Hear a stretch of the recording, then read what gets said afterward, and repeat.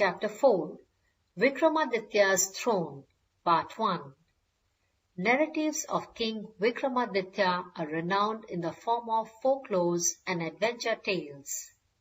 This is the story of the grand throne that was gifted to King Vikramaditya by Lord Indra for his knowledge and insight.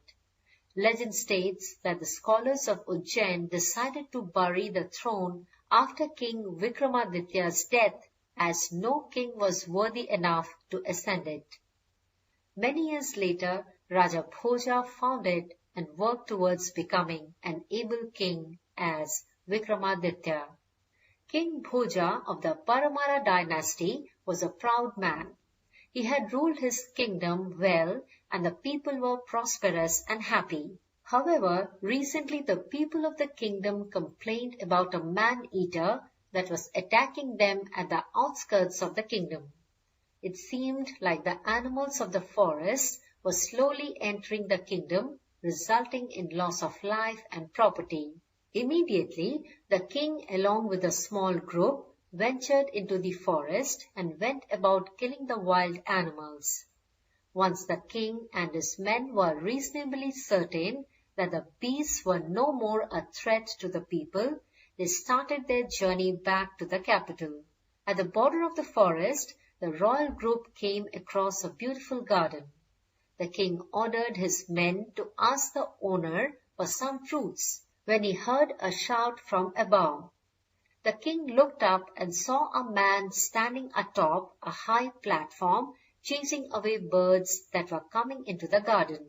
Just looking at the man made the king smile. The man seemed happy, almost as if he had no worries in the world. The king was about to open his mouth when the man said in a loud voice, "I am Sarvana. I am the owner of the garden. Your men and you look tired. Help yourselves to the fruits, sir." The king broke into a surprised laugh as he nodded his head. He signaled his men to enter the garden. Just as the group stepped inside, something changed. The king and his men were unable to explain it, but they definitely felt it. The world suddenly seemed like a serene place where absolutely nothing went wrong. A heady feeling came to the king as he feasted on the juicy fruits. He and his men had devoured many fruits when they heard footsteps of a man running towards them. "You thieves, you selfish thieves, you look so rich and yet you steal from poor?" the man shouted as he stopped right in front of them. He faltered for a second when he saw that the person whom he had been yelling at was the king of the land. But then he started yelling again. "You claim to be the king and you steal from your own subjects." Raja Bhoja was more than shocked because the man yelling at him was Sarvana, the same man who had asked them to take the fruits. The king and his men were bewildered. Sarvana was now almost yelling himself hoarse and calling the king everything from a liar to a thief. "You asked me to take the fruits," said the king, feeling very embarrassed. Sarvana looked menacingly. "Me? You think I asked you to take these fruits? Just like that? I am taking care of this garden with the intention of selling the fruits for money. You think I would just give them away for free? Do you think I am a fool?" A part of the king was disgusted with the man, but still a lingering doubt remained in his mind. He pulled out his gold ring and handed it over to the man. "These are for the fruits that my men and I ate," he said dismissively as he looked around the garden, thinking. Sarvana's eyes almost bulged out of the sockets as he stared at the gold ring. He swallowed hard, nodding his head. "How long have you had this garden?"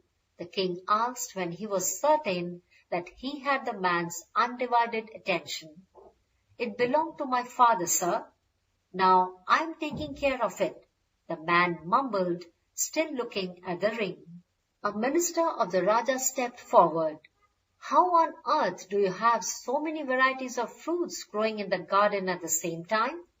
Sarvana shrugged. I do not know, sir. This field has been very lucky for us. None of the crops planted in the field have ever gone bad, and we have always had a bumper harvest, no matter what the weather. Raja Bhoja looked around wondering. Suddenly he turned to Sarvana and said, Would you consider selling the garden to me? Sarvana looked at him cautiously, and the king continued in a matter-of-fact tone. You will, of course, be paid. I am willing to pay twice the amount that you want. Sarvana began to tremble with excitement. He could not believe his ears. Once again he looked down at the gold ring in his hand and then at the serious face of the king, and realized that the king meant what he had said. Slowly Sarvana nodded his head. I am more than willing to sell my garden to you, Your Majesty. Chapter 4 Vikramaditya'S Throne, Part 1